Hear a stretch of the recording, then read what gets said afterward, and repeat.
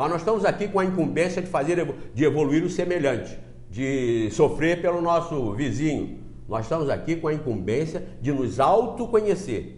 E em nos autoconhecendo, nos educar nas regras da natureza, nas regras da perfeição, que nos vão fazendo afastar do material e adentrar na fase do espiritual, do superior.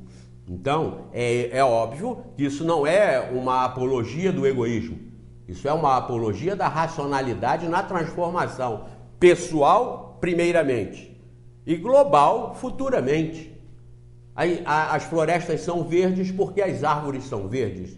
E as árvores são verdes porque as folhas são verdes. Já disse isso aqui várias vezes, mas é bom repetir para que cada um entenda que se a humanidade é do jeito que é porque nós somos do jeito que somos. Não fiquemos naquela hipocrisia e naquela tolice de achar o seguinte, como a gente ouve muitas pessoas se dizendo espíritas e falando essas bobagens. Os maus já estão sendo afastados daqui. E eu quase que pergunto, então o que você está fazendo aqui? Porque quando se fala que os maus vão se afastar para os bons predominarem, estão dizendo os maus os outros. Igual nossos irmãos de outras religiões, que preconceituosamente estabelecem que os outros estão no inferno e eles são salvos. Eu já disse aqui e repito, todos que acreditam no inferno não acreditam que vão para ele, nesse inferno eterno de sofrimento para sempre. Não, todos acreditam sim no inferno, mas ninguém acredita que vá para ele. Mas então quem vai povoar esta imensidão criada por Deus segundo eles? Eu estou fazendo assim, Valéria está aqui do lado. Segundo eles, quem é que vai povoar esse universo infernal se ninguém vai para lá? Todo mundo acredita, mas ninguém vai. É porque se ele existisse mesmo como pintam, 99% dos que estão aqui iriam para lá. É claro que iriam para lá. Mas o Espiritismo vem consolar dizendo, não vão não. Estarão no inferno sim, mas da própria consciência, onde quer que estejam. Dentro da igreja, dentro de um centro espírita, dentro de um templo budista ou muçulmano. Estarão no inferno se suas consciências estiverem atormentadas pelas loucuras que estiverem fazendo. Sim, inferno pontual, inferno passageiro, inferno como estado da alma. Mas poderão transformar esse inferno num céu, desde que se autoconheçam, desde que se autorreformem, para integrar uma humanidade que será, sim, feliz quando nós formos felizes, que será humilde, sim, quando nós formos humildes, que será evoluída, sim, quando nós formos evoluídos. Não pensem vocês quando falam, isso vai se transformar num mundo de paz? O planeta é um planeta insensível, coitadinho. É uma aglomeração material, uma aglomeração mineral, uma aglomeração material. Planeta é o planeta.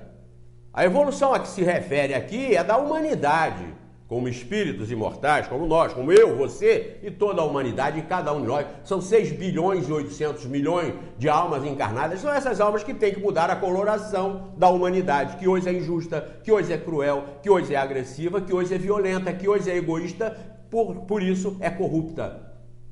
Então, não são eles, queridos, que vão embora, somos nós mesmos se não abrirmos os olhos.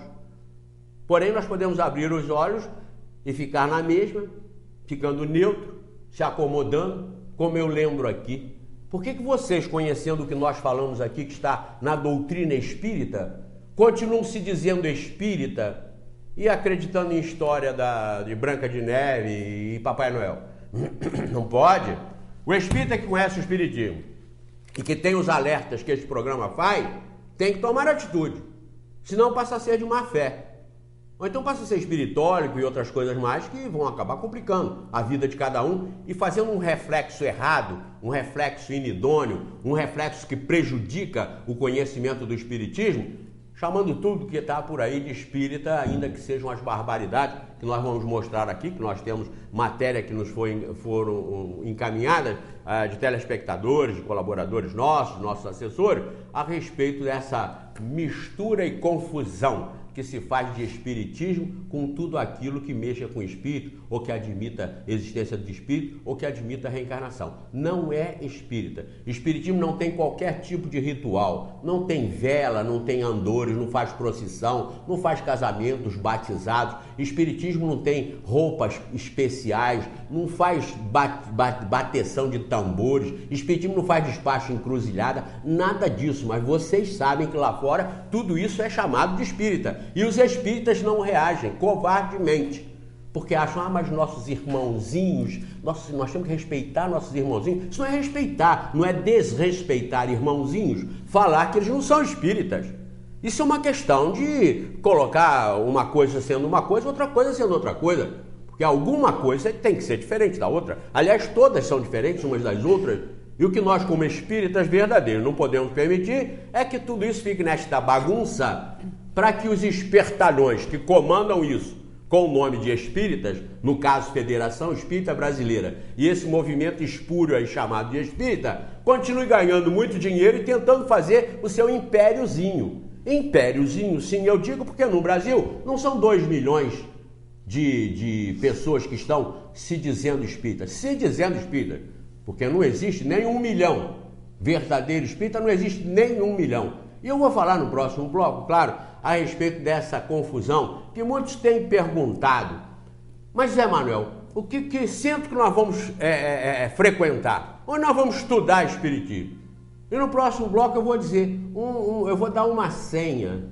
Como o movimento espírita gosta muito de senha e acredita em senha, desde que o Chico Xavier criou isso entre os 3 dos seus seguidores mais diretos, eles acreditam muito em senha. Eu vou dar aqui uma senha para vocês saberem o que é ou não um centro espírita. Na portaria do centro, vocês vão saber se ele realmente estuda espiritismo seriamente e seus integrantes sabem espiritismo, ou se eles estão irremediavelmente contaminados.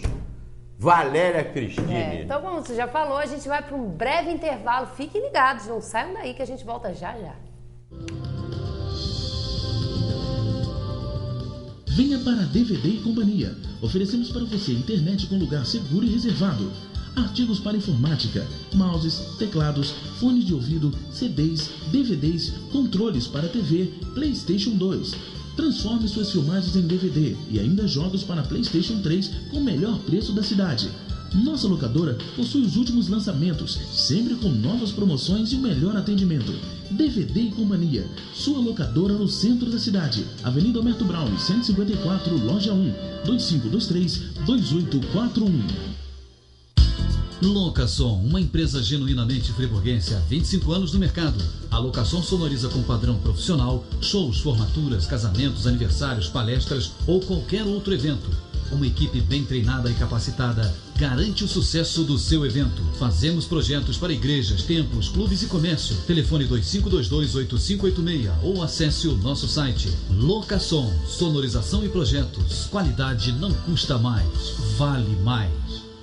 Restaurante Mercearia Cantinho da Vila, aberto diariamente com o melhor em comida caseira.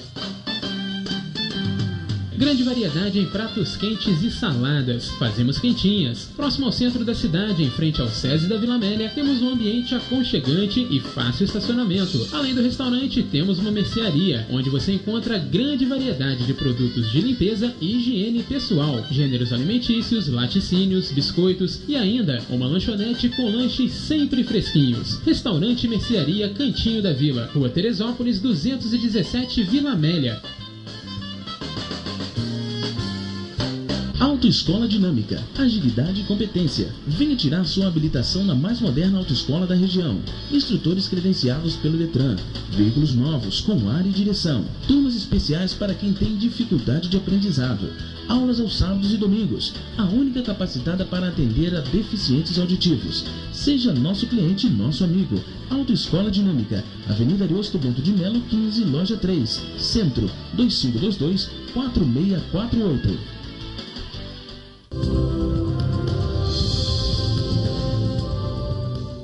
Bom, para você que ficou ligadinho, já estamos de volta, é um rápido intervalo. E vamos voltar aí, Zé Manuel. Qual é a senha, afinal, para as pessoas saberem se um centro é espírita ou não? Vejam bem, queridos, essa senha é uma senha que incomoda muito. Eu criei por conta da lógica, por conta do bom senso, por conta do imediatismo em definir o que é espiritismo e o que não é espiritismo. Por exemplo, a mediunidade não caracteriza espiritismo. Essa é a tônica da confusão genérica que se faz em torno da doutrina espírita codificada por Allan Kardec. Mediunidade não significa espiritismo.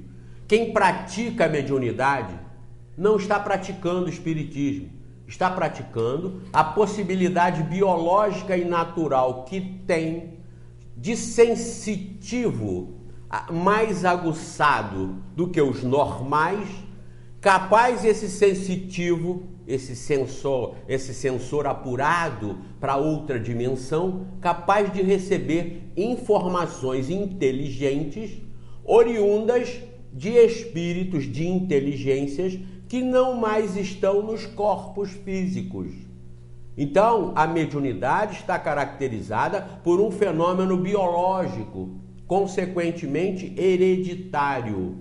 Numa mesma família em que ocorre um expoente da mediunidade, normalmente os outros todos têm, em mais ou menos graduação, esse fator sensitivo. Um acidente, por exemplo, seja um trauma emocional, ou seja um trauma físico, um acidente grave, pode provocar no organismo uma acomodação e um aspecto biológico, orgânico, eletromagnético, que o capacita, esse organismo, de ser sensitivo, de ter percepções extrasensoriais que lhe coloquem este indivíduo em contato com outras inteligências. Essas inteligências incorpóreas, que são chamadas de espíritos, elas têm as suas vocações, os seus graus de evolução e, consequentemente, as suas intenções de propósitos de transmitir influências para os homens e, consequentemente, para a humanidade. Existem médiuns em todas as religiões e existem médiuns fora das religiões.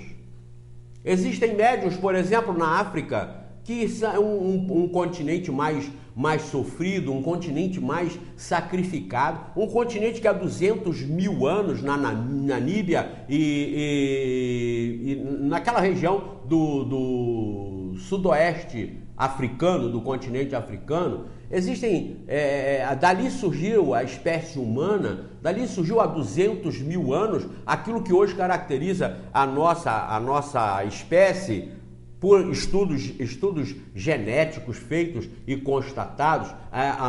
Angola e Namíbia são os lugares onde a origem da vida humana teve início. Então, nessas regiões mais sofridas, mais castigadas, mais desprotegidas, até em situações climáticas, em situações da própria geografia, que passam por problemas que aguçam muito o organismo biológico a serem sensitivos e a serem médiuns.